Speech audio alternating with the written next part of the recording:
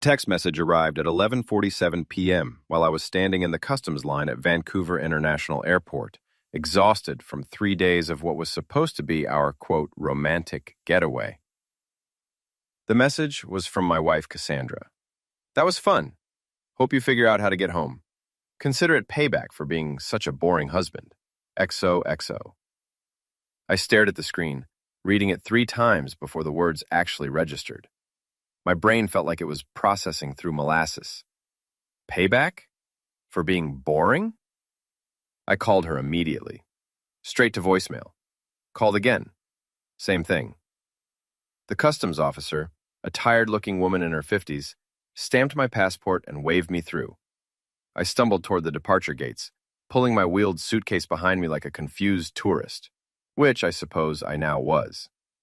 At the airline counter, a young woman with kind eyes and a name tag reading, Sarah, looked up at me with professional concern. How can I help you tonight, sir? I need to check on my return flight to Seattle. Elliot Price. Confirmation number. I fumbled with my phone, scrolling through emails. She typed efficiently, then paused. Her expression shifted from helpful to confused to something approaching pity. Sir, I'm showing that your return ticket was canceled about 2 hours ago. The cancellation was made online, using your confirmation number. The airport terminal seemed to tilt slightly. Canceled? By canceled? By who? The system shows it was canceled by the original purchaser of the ticket. She looked at her screen again, then back at me with genuine sympathy. Sir, are you okay? You look a little pale. I leaned against the counter, trying to process what was happening. Cass had booked our tickets. She had access to all the confirmation numbers. She had planned this. This is a joke, right? I said, more to myself than to Sarah. This has to be some kind of elaborate prank. Sarah's expression told me she'd seen this before. Sir, I hate to ask, but did you happen to travel here with companions who might have left without you? The humiliation hit me like a physical blow. You've seen this happen before? Not often, but she glanced around, then leaned closer. About 3 hours ago, there was a group of people near Gate 12. 4 women and 2 men. They were filming something on their phones and laughing pretty loudly. One of them kept saying, "He's going to freak out when he realizes." Airport security had to ask them to quiet down. My wife, her best friend Janelle, her sister Monica, and apparently some guys I didn't recognize. They had filmed my abandonment like it was content for social media. They filmed it, I said flatly. Sarah nodded uncomfortably. I'm really sorry, sir. Is there anything I can do to help you get home? I pulled out my credit card, hands shaking slightly from a mixture of rage and humiliation. What's the earliest flight you have to Seattle? There's a 6 a.m. departure, but it's going to be expensive for a last-minute booking. About $800. $800 to escape from my wife's idea of a hilarious prank? I handed over the card. While Sarah processed my new ticket, I checked my phone again. 7 new text messages from Cass, each one more gleeful than the last. You're not too mad. It's just a joke. Janelle says you probably haven't even noticed yet, LOL. Dylan came up with the idea. He said you needed to learn to be more spontaneous. Monica thinks you'll laugh about this later. We're posting the video tomorrow. You looked so confused. Don't be such a drama queen. It's funny. Fine, ignore me. But you're paying for your own hotel tonight. Dylan. I didn't know any Dylan. Apparently, my wife had made new friends who thought abandoning spouses in foreign countries was comedy gold. I typed back, got it. Thanks for clarifying what our marriage means to you. Then I turned off my phone. Sarah handed me my new boarding pass. Your flight board's in about 5 hours. There's a decent coffee shop on the 2nd level if you want to wait somewhere comfortable. Thank you, I said. You've been incredibly kind. For what it's worth, she said quietly, whoever did this to you is a terrible person. No one deserves to be treated like that. I found myself in the airport coffee shop at midnight, surrounded by delayed travelers and red-eye flight passengers, drinking overpriced coffee and staring at my reflection in the dark window. Elliot Price, 42 years old, senior project manager at Morrison Construction, married for 8 years to a woman who apparently thought abandoning me was Hilarious entertainment. The rage was building, slowly, like water behind a dam. Not the explosive kind of anger that burns out quickly, but the cold, calculating kind that plans and waits and finds the perfect moment to strike back. I turned my phone back on and opened my laptop. Time to do some research. Cass had booked everything for this trip using our joint credit card. The hotel reservations back in Seattle for her little group. The rental cars. The dinner reservations at that expensive steakhouse they've been planning to hit tomorrow night. All of it traceable. All of it cancelable. All of it paid for with money from accounts that had my name on them, too. I started with the hotel. The Fairmont Olympic, downtown Seattle. 4 rooms reserved under Cass's name for tomorrow night. I called their customer service line. I need to cancel some reservations, I told the night desk clerk. My wife made them, but there's been a family emergency. Of course, sir. Can I get the confirmation number? Cass had forwarded me all the travel details weeks ago. I'd saved them in a folder marked Vancouver trip. How thoughtful of me. The cancellation fee will be 50% since it's less than 24 hours notice, the clerk informed me. That's fine. Cancel all 4 rooms.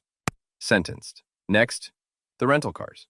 2 SUVs from Enterprise, reserved for pickup at SeaTac Airport tomorrow afternoon. Canceled. The restaurant reservations took longer, but I had time. Canlis, the Walrus, and the Carpenter. That new place in Capitol Hill that had a 3-month waiting list. All canceled. By 3 a.m., I had systematically dismantled every plan Cass and her friends had made for their triumphant return to Seattle. They would land to discover they had nowhere to stay, no way to get around, and no fancy dinners waiting for them. But I wasn't done. I logged into our joint bank accounts and transferred everything into my personal checking account. Legally, it was as much my money as hers. Then I called our credit card companies and reported my cards stolen, requesting new ones. This would freeze the existing cards until new ones could be issued. Finally, I composed a group email to everyone in Cass's address book. Hi, everyone. This is Eli. I wanted to let you know that Cass and I are having some marital difficulties. She decided to abandon me at the Vancouver airport as a prank and filmed it for social media. I'm sure you'll be seeing the video soon. I thought you should know the context before you watch my humiliation for entertainment. I hope you enjoy the show. Eli Price. I scheduled it to send at 8 a.m., right around the time their flight would be landing. The sun was coming up over Vancouver as I boarded my flight home. I felt calmer than I had in hours. Sarah was working the gate and gave me a small wave as I passed. Feeling better? She asked. Much better, I said. Thank you for everything. Safe travels, Mr. Price. I hope things work out for you. They would. I was going to make sure of that. I landed in Seattle at 8:15 a.m. to 17 missed calls and 43 text messages. My scheduled email had clearly been delivered. The messages from Cass had evolved from confused to angry to panicked. What did you do to our hotel reservations? The rental car place says you canceled everything? Why can't I use my credit card? Call me right now. This isn't funny anymore, Eli. Dylan is furious. He paid for his flight and now has nowhere to stay. You're being completely unreasonable. Fine, I'm coming home. We need to talk. There were also messages from her friends and family members who had received my group email. Her sister Monica had sent, Eli, what's going on? Cass says you're having some kind of breakdown. Had written, this is very unlike you, Elliot. Please call me. But the most interesting messages were from people I barely knew, friends of friends who had apparently seen the video. Someone named Jennifer had written, saw what happened to you. That's seriously messed up. Hope you're okay. A guy named Tom from my construction crew had sent, boss, just saw some video of your wife ditching you at an airport. That's cold, man. You need anything? So, the video was already circulating. Perfect. I took a taxi home to our house in Queen Anne, a modest 2-story Craftsman that we'd bought 3 years ago. It was in my name only, since I'd purchased it before our marriage, and my credit score was better for the mortgage. I spent the morning making phone calls. First, I called the locksmith and had all the locks changed. Then I called my friend Mike, who was a paralegal at a family law firm downtown. Mike, I need some advice. Hypothetically, if someone's spouse abandoned them in a foreign country as a prank, What would that mean legally? Jesus, Eli. Hypothetically? What the heck happened? I gave him the abbreviated version. Mike was quiet for a long time. Okay, so, hypothetically, abandoning a spouse in a foreign country could be considered desertion, which is grounds for divorce in Washington state. And if she used joint funds to pay for a trip and then stranded you, that could be considered financial misuse. Plus, if she filmed it and posted it online without your consent, that's a whole other set of problems. What about changing the locks on a house that's in my name only? Cuminated. Completely legal. Even if you're married. It's your house. She has no legal right to be there if you don't want her there. And freezing joint credit cards? Gray area. But if you genuinely believe they were being used fraudulently, you are protecting joint assets. The bank will investigate, but temporarily freezing them isn't illegal. Thanks, Mike. I owe you a beer. Eli, are you okay? This doesn't sound like you. I'm fine. Better than fine, actually. I'm thinking clearly for the first time in years. At 2 p.m., I heard a car door slam outside. Through the window, I watched Cass march up the front walkway, dragging her suitcase behind her. She looked tired and angry. Behind her, a man I didn't recognize was getting out of an Uber with his own luggage. Tall, thin, wearing an expensive-looking jacket. This must be Dylan. Cass tried her key in the front door. When it didn't work, she tried it again, then started pounding on the door. Eli, open this door right now! I waited 30 seconds, then opened this group. I waited out the time. This is the another people that we start this group. I would have started then body and a language too much that I was mixing. I waited 30 seconds, then started fun of them from Jason's part of there. I waited 2005. Mike was too legal. This personal wide friend from the tripping that the maximum in the public bit enjoyed. I waited 30 seconds, then started pounding on the door. I waited 30 seconds, then started fun of them from Jason's part of there. I waited 30 seconds, then started pounding on the door. I waited 30 seconds, then started pounding on the door. I waited 30 seconds, then started pounding on the door. I waited 30 seconds, then started pounding on the door. I waited 30 seconds, then started pounding on the door. I waited 30 seconds, then started pounding on the door. I waited 30 seconds, then started pounding on the door. I waited 30 seconds, then started pounding on the door. I waited 30 seconds, then started pounding on the door. I waited 30 seconds, then started funding on the door. I waited 30 seconds, then started funding on the door. Dylan stepped up behind her. He was younger than me, maybe mid-30s, with the kind of carefully styled hair that required expensive product. You must be the husband, he said with a smirk. Cass has told me so much about you. And you must be Dylan, the mastermind behind the airport prank. How creative of you. Smirk faltered slightly. It was just a joke, man. You need to lighten up. A joke. I looked at Cass. Is that what we're calling it? Yes, it was a joke. A harmless prank. You're acting like we tried to homicide you. You left me stranded in another country with no way home, then filmed my confusion for social media. You spent our money on a trip and then abandoned me there. You brought your new boyfriend along to watch.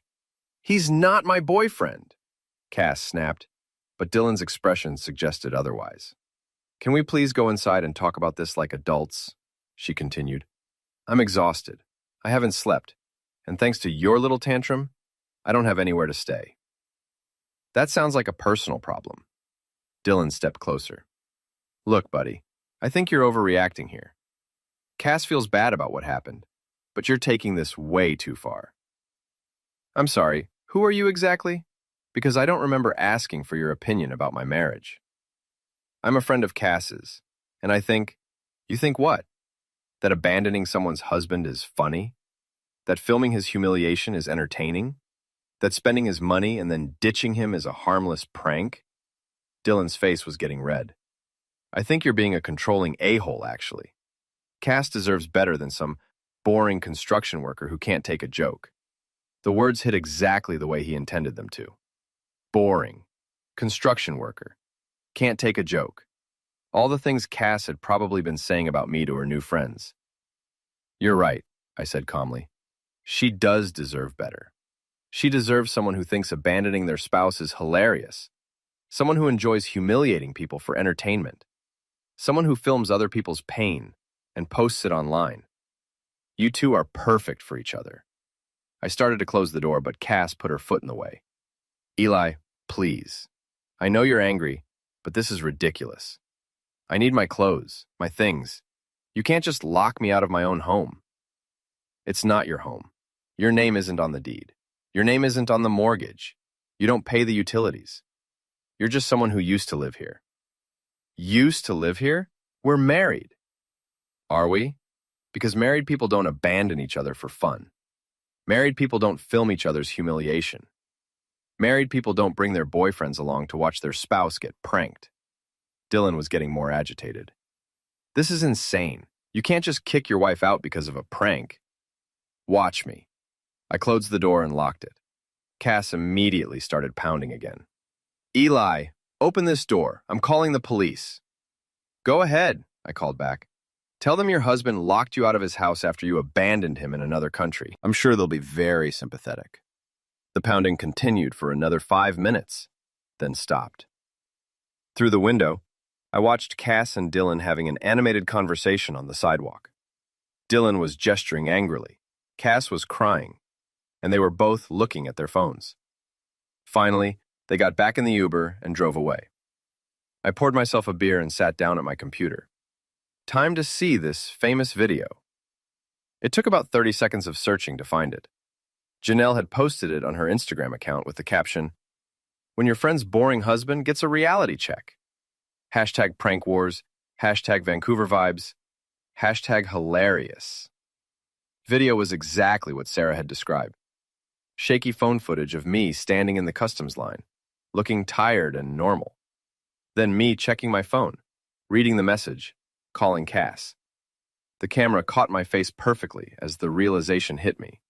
My confusion, my growing panic, my humiliation as I understood what had happened. In the background, I could hear Cass and her friends giggling. Someone said, "He looks like a lost puppy." Another voice, probably Dylan's, said, "This is perfect. He's going to lose his mind." That video had been viewed over 10,000 times. The comments were a mix of people laughing at me and people expressing sympathy. Someone had written, "This is actually really cruel." Someone else had responded, "It's just a prank, Karen. Lighten up."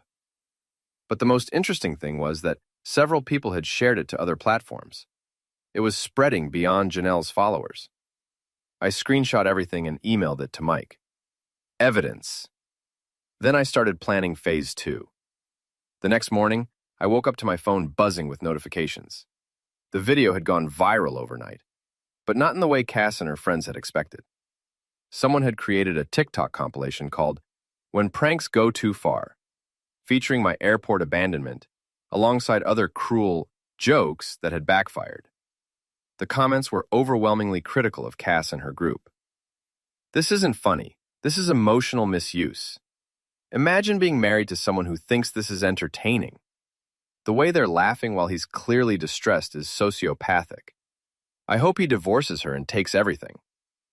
But more importantly, someone had identified Cass from the video and found her LinkedIn profile.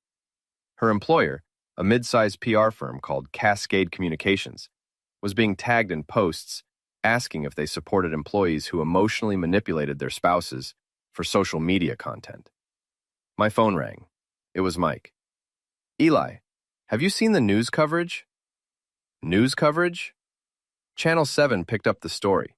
They're calling it prank or misuse, and they want to interview you. ITV. Sure enough, there was a perfectly coiffed news anchor discussing a viral video that's raising questions about the line between harmless pranks and emotional cruelty. They played clips of the airport footage with my face blurred out for privacy.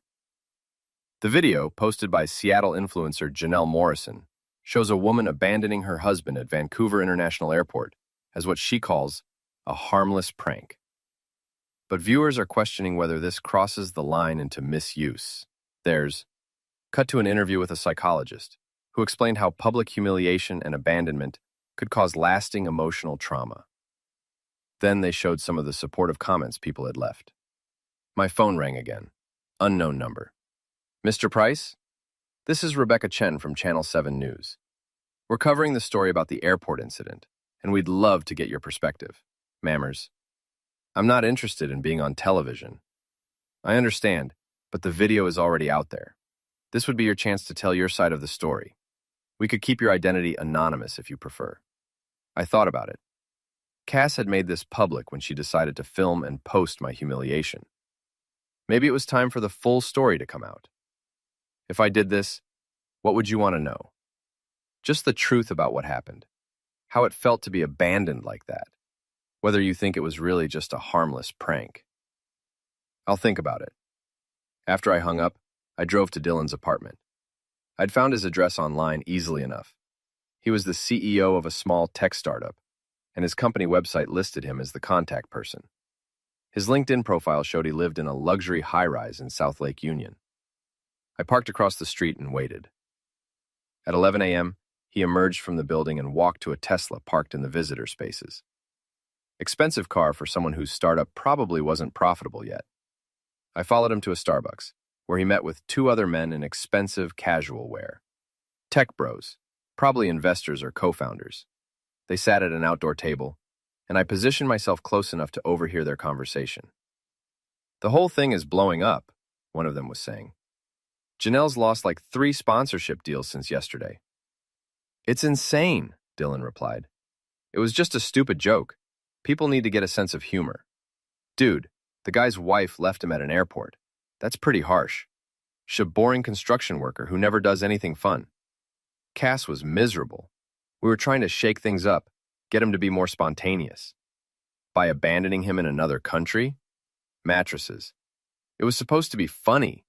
We were going to pick him up at the airport when he got back and surprise him. But then he went crazy and canceled everything. Changed the locks. Froze their bank accounts. The guy's a psycho. Minimized. Maybe he's just pissed off. Punished. He's being completely unreasonable. Cass is staying at my place now because she has nowhere else to go. Her husband kicked her out of her own home. Is that legal? I don't know. We might need to get lawyers involved. I'd heard enough. I walked back to my truck and drove home. That afternoon, Cass showed up again, this time with Janelle and Monica. They were all carrying coffee cups and looked like they'd been strategizing. Eli, we need to talk, Monica called through the door. This has gone far enough. I opened the door but didn't invite them in. We're here to work this out, Monica continued. She was older than Cass, more serious, and had always been the family mediator. Cass made a mistake, but you're making it worse by overreacting. Overreacting? Yes. Changing the locks, freezing the bank accounts, embarrassing her online. It's vindictive. I didn't post anything online. Your sister did that when she filmed my humiliation and posted it for entertainment. Janelle stepped forward. She was younger than Cass, blonde, with the kind of aggressive confidence that came from having a lot of social media followers. Look, I'm sorry the video went viral, okay? I never meant for it to blow up like this. But you're ruining my career over a stupid joke. Your career? I'm an influencer. This is how I make money. And now all my sponsors are dropping me because people think I'm some kind of monster. Over a harmless prank. You filmed someone being abandoned and emotionally manipulated, then posted it online for entertainment. What did you think would happen? It wasn't misuse, Cass snapped. It was a joke. We were going to pick you up at the airport when you got back. Were you? Because your text messages suggested otherwise. You told me to figure out my own way home. You said it was payback for being boring. You said you were posting the video the next day. That doesn't sound like you were planning to pick me up. The 3 women exchanged glances. Cass looked uncomfortable. The point is, Monica said, you're married. You need to work this out like adults. This public spectacle isn't helping anyone. I didn't make it public. Your sister did. Fine, but now you need to fix it. Let Cass come home, unfreeze the accounts, and work on your marriage. Why? The question seemed to surprise them. Because you're married, Monica repeated. To someone who thinks abandoning me is funny. Someone who films my humiliation for social media. Someone who brings her boyfriend along to watch me get pranked. Why exactly should I want to fix that? Dylan isn't her boyfriend, Janelle protested. Really? Because he seemed pretty comfortable speaking for her yesterday, and she's staying at his apartment now. Cass's face went red. I'm staying there because you locked me out of my own home, my home, and you're staying there because you want to. You made your choice when you decided to humiliate me for entertainment. I started to close the door again, but Monica put her hand up. Eli, please. I know you're hurt, but this isn't you. You're not vindictive. You're not cruel. Don't let anger turn you into someone you're not. Menstrual. You're right. I'm not cruel. I don't abandon people for fun. I don't film their pain for entertainment. I don't bring other people along to watch my spouse get humiliated. But apparently, your sister does all of those things. So maybe you should be having this conversation with her. Relinquirio. This time I did close the door, and I didn't open it when they started knocking again. That evening, I called Rebecca Chen back. I'll do the interview, I told her, but I want to tell the whole story. The interview aired 3 days later during the evening news. Rebecca Chen had kept her word about protecting my identity. They filmed me in silhouette and altered my voice slightly, but the story I told was complete and devastating. I explained how Cass had planned the trip, how excited I'd been for what I thought was a romantic getaway, how confused and humiliated I'd felt when I realized what had happened. I talked about hearing her friends laughing in the background of the video, about learning that Dylan had come up with the idea, about discovering that they'd filmed my distress for entertainment. How did it feel to watch that video? Rebecca asked. Like watching strangers mock a car accident victim, I said. They were laughing at someone who was confused and hurt, and trying to figure out what was happening to him. It wasn't funny, it was cruel. Your wife says it was just a harmless prank. The aggression. There's nothing harmless about abandoning someone in a foreign country. There's nothing harmless about filming their distress and posting it online. And there's nothing harmless about bringing your boyfriend along to watch your husband get humiliated. Interview included comments from the psychologist they'd spoken to earlier, who explained how this kind of public humiliation could cause lasting emotional damage. They also showed some of the supportive messages people had sent me through social media. But the most damaging part was when Rebecca asked about the aftermath. Since this happened, have you heard from your wife? Refreshed. She's demanded that I let her back into my house, unfreeze our bank accounts, and pretend this never happened. She's staying with the man who came up with the prank idea. She's more concerned about her friend losing sponsorship deals than she is about how her actions affected me. Do you think your marriage can recover from this? I don't think there's a marriage to recover. Someone who truly loved me wouldn't have done this in the first place. The interview went viral immediately. #AirportHusband started trending on Twitter, with thousands of people sharing their own stories of cruel pranks and expressing support for me. The original video was being shared with new context, and the comments were overwhelmingly critical of Cass and her friends. But more importantly, the story had attracted the attention of other media outlets. By the next morning, I was getting calls from podcasters, bloggers, and even a producer from a national morning show. I ignored most of them, but I did accept an invitation to appear on a popular podcast called Toxic Relationships Exposed. The host, a woman named Dr. Sarah Martinez, specialized in discussing emotional misuse and manipulation. What you experienced, she told her audience, is a textbook example of emotional misuse disguised as humor. The abandonment, the filming, the public humiliation, the gaslighting afterward when they tried to convince you it was just a joke. These are all classic misuse tactics. Podcast episode was downloaded over 1 million times in the first week. Meanwhile, the consequences for Cass and her friends were mounting. Janelle had lost all of her major sponsorships and was hemorrhaging followers. Monica was getting negative reviews for her real estate business from people who'd seen the video. And Cass had been fired from her PR job after the company decided she was no longer a good fit for their values-based brand.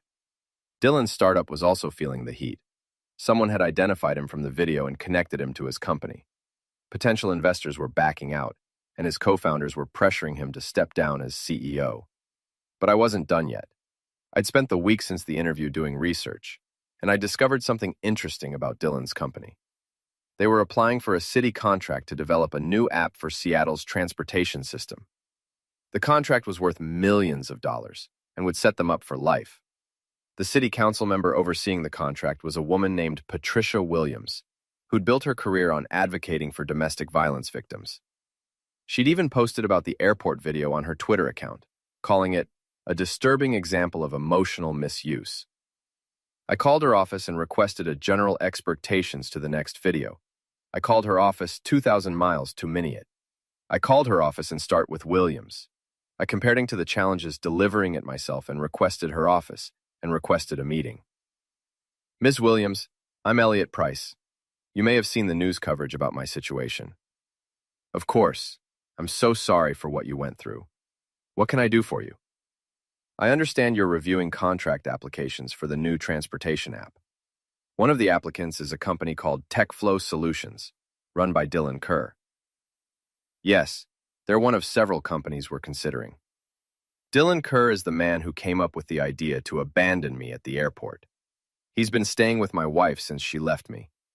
I thought you should know that before you make your decision. Patricia Williams was quiet for a long moment. Thank you for bringing this to my attention, Mr. Price. We take character and community values very seriously when awarding city contracts. TechFlow Solutions was removed from consideration 2 days later.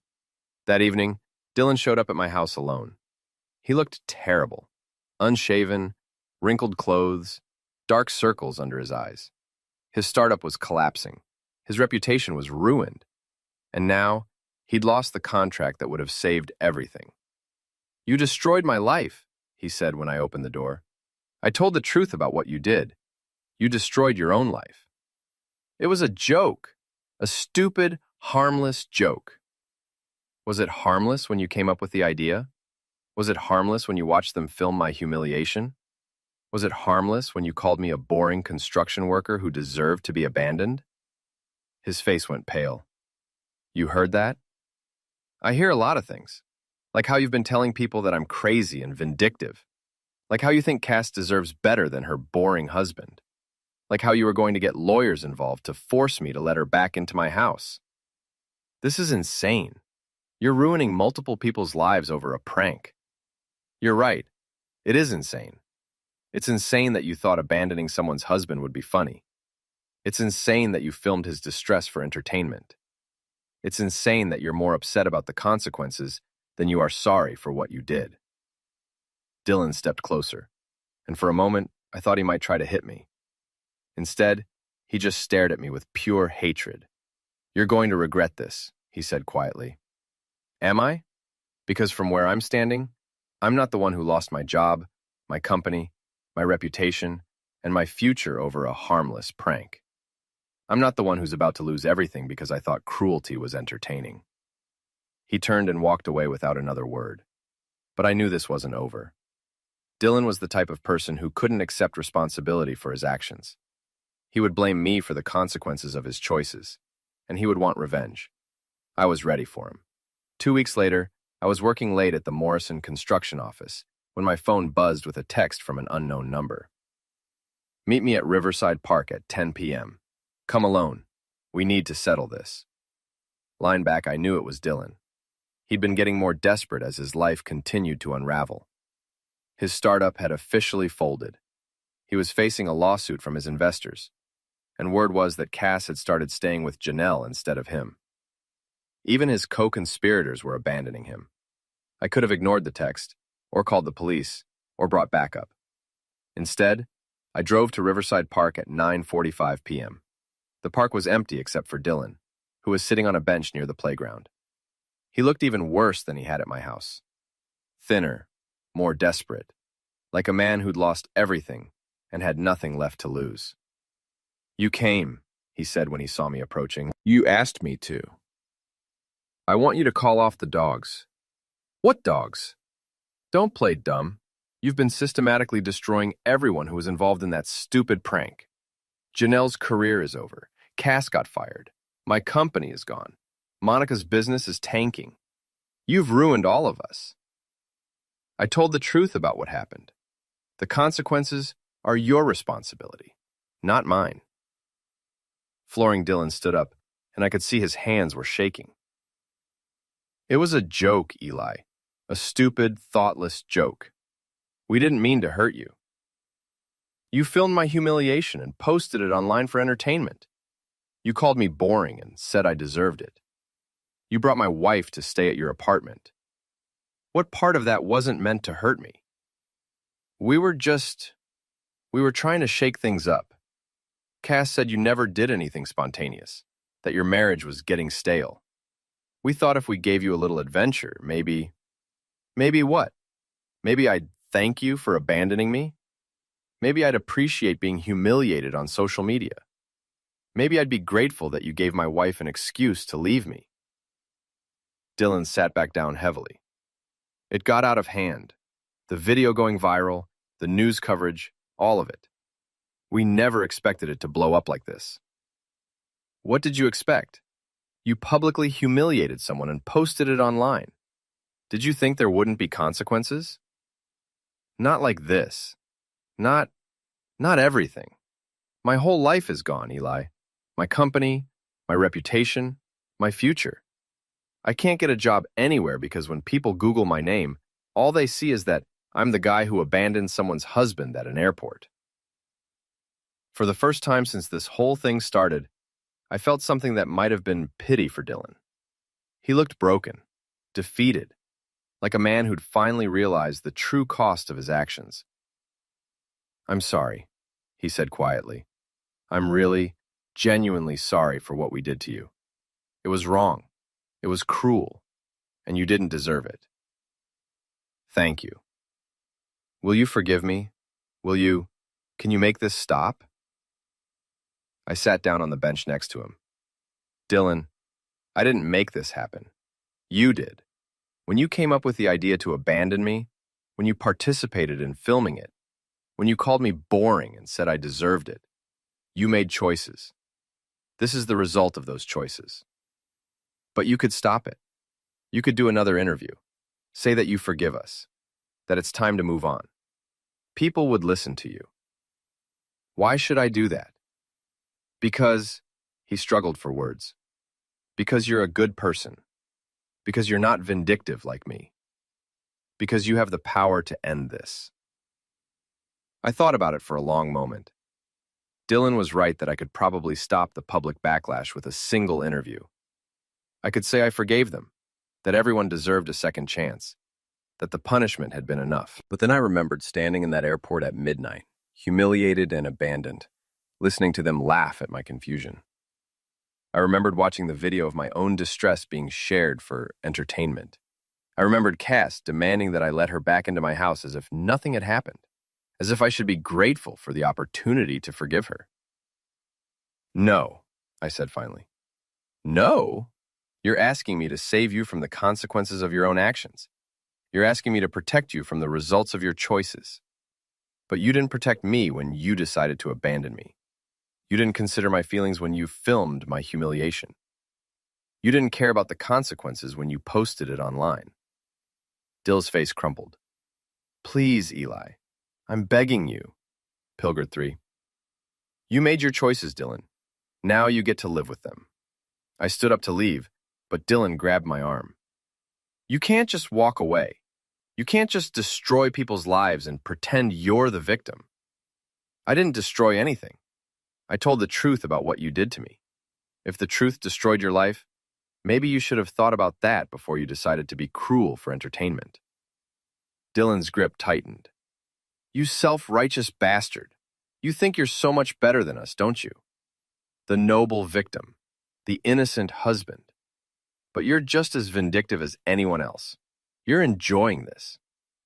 Am I? Am I enjoying watching people lose their jobs and their reputations?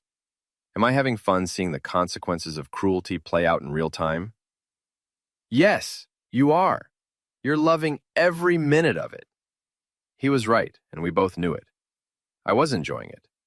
I was enjoying watching the people who'd humiliated me face the consequences of their actions. I was enjoying seeing them squirm and panic and realize that actions have consequences. Maybe I am, I said. Maybe I am enjoying watching you face the results of your choices. Maybe I am satisfied to see that cruelty doesn't go unpunished. Does that make me a bad person? Yes. Then I guess I'm a bad person. But I'm a bad person who didn't abandon his spouse for entertainment. I'm a bad person who didn't film someone's humiliation for social media. I'm a bad person who didn't call someone boring and say they deserve to be abandoned. Dylan let go of my arm and stepped back. His face was twisted with rage and desperation. This isn't over, he said. Yes, it is. Your part in this story ended when you decided to be cruel. Everything that's happened since then is just the natural consequence of that decision. I walked back to my truck, leaving Dylan alone in the empty park. As I drove home, I reflected on what he'd said. Was I enjoying this? Was I taking pleasure in watching the people who'd hurt me suffer the consequences of their actions? Yes, I absolutely was. And I didn't feel guilty about it at all. 3 months after the airport incident, I was living a completely different life. The house was quiet and peaceful. I'd gotten a promotion at work after my story went viral, and people realized I was the airport husband. Apparently, standing up for yourself was good for your professional reputation. I'd started dating Sarah, the airport employee who'd helped me that night in Vancouver. She'd reached out after seeing the news coverage, and we'd discovered we had a lot in common. Most importantly, I'd filed for divorce. Mike had connected me with an excellent family law attorney who'd taken my case pro bono after seeing the video. Since Cass had abandoned me, and we had everything documented, the divorce was proceeding smoothly. I would keep the house, my retirement accounts, and most of our assets. Cass would get her personal belongings and half of whatever was left after legal fees. She wasn't happy about it. This is vindictive and you know it, she said during one of our mediation sessions. You're punishing me for a harmless prank, disregancing you, because you abandoned me in a foreign country, filmed my humiliation, and showed no remorse afterward, I replied calmly. The financial settlement is just following Washington state law. I said I was sorry. No, you said it was a joke and that I was overreacting. There's a difference. Cass had been struggling since the video went viral. After losing her job, she'd moved back in with her parents. Her social circle had largely abandoned her, and she was having trouble finding new employment because her name was associated with the airport incident. She looked tired and defeated, nothing like the confident woman who'd thought abandoning me would be hilarious entertainment. But I wasn't done yet. The final piece of my revenge had taken months to set up, and it required perfect timing. The opportunity came when I learned that Cass, Janelle, and Monica were all planning to attend the annual Pacific Northwest Women in Business Conference. It was a big networking event, exactly the kind of place where Cass would be trying to rebuild her professional reputation. I'd been invited to speak at the same conference. The organizers had reached out after my story went viral, asking if I'd be willing to give a presentation about resilience and overcoming public humiliation. They thought my experience would be inspiring to other attendees who'd faced professional setbacks. I accepted immediately. The conference was held at the Seattle Convention Center with over 1,000 attendees. My presentation was scheduled for the main auditorium at 2 p.m. on Saturday, right after lunch, when everyone would be gathered in one place. I arrived early and did a sound check. The presentation was titled, When Life Gives You Lemons, Turning Public Humiliation into Personal Growth. I prepared a thoughtful, inspiring talk about resilience, forgiveness, and moving forward after betrayal. But I'd also prepared something else. At 2 p.m., the auditorium was packed. I could see Cass, Janelle, and Monica sitting together in the middle section, looking uncomfortable, but trying to blend in with a crowd.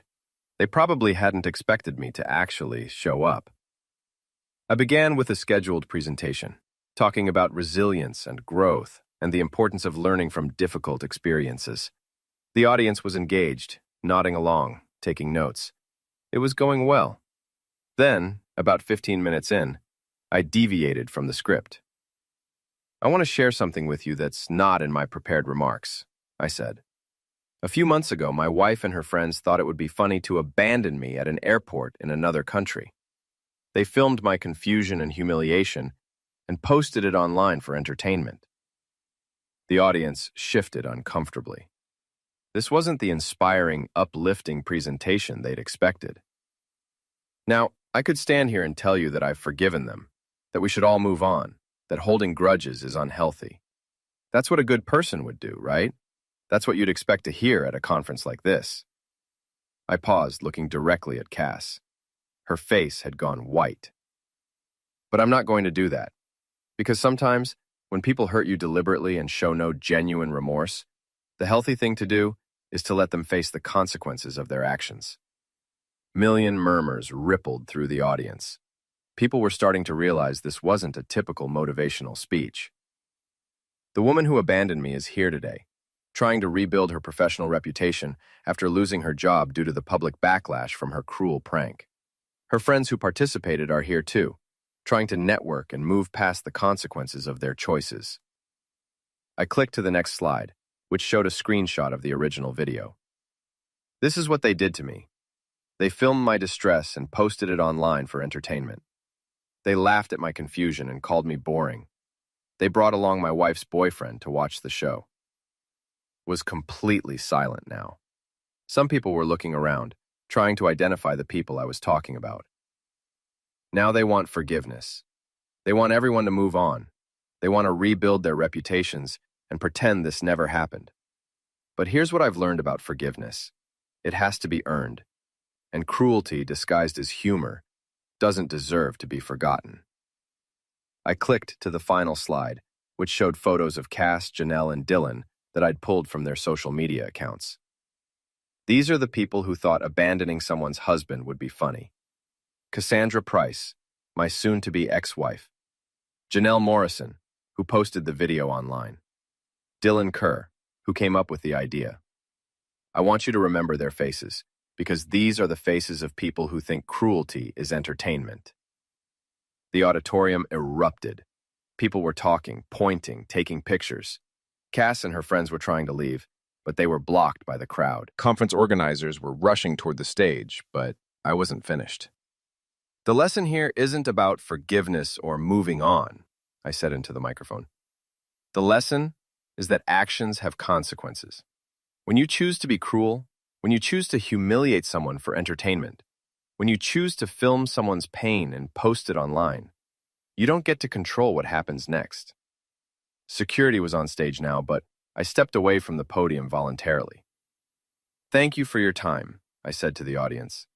I hope you've learned something valuable today. The aftermath was immediate and devastating. Videos of my presentation were online within hours, spreading across social media with hashtags like #ConferenceRevenge and #AirportHusbandSpeaks. The original airport video was being shared again, but now with full context and the names and faces of everyone involved. Cass, Janelle, and Monica were effectively blacklisted from their professional communities. No one wanted to associate with people who'd been publicly identified as cruel pranksters. Their networking efforts were destroyed, their reputations were in ruins, and their chances of professional recovery were essentially zero. Dylan, who'd already lost everything, was facing new harassment as the video of my presentation spread. His name was trending again, but not in a good way. The conference organizers released a statement distancing themselves from my presentation, but the damage was done. I'd used their platform to deliver the final blow to the people who'd humiliated me, and there was no taking it back. That evening, I was having dinner with Sarah at a quiet restaurant when my phone rang. It was Cass. "Are you happy now?" she asked when I answered. "Are you satisfied? You've completely destroyed any chance I had of rebuilding my life. I told the truth about what you did to me. If that destroyed your chances of rebuilding, maybe you should have thought about that before you decided to be cruel." Simmons, this is insane, Eli. This level of revenge, this vindictiveness. It's not normal. It's not healthy. Neither is abandoning your spouse in a foreign country for entertainment. It was 3 months ago. When are you going to let this go?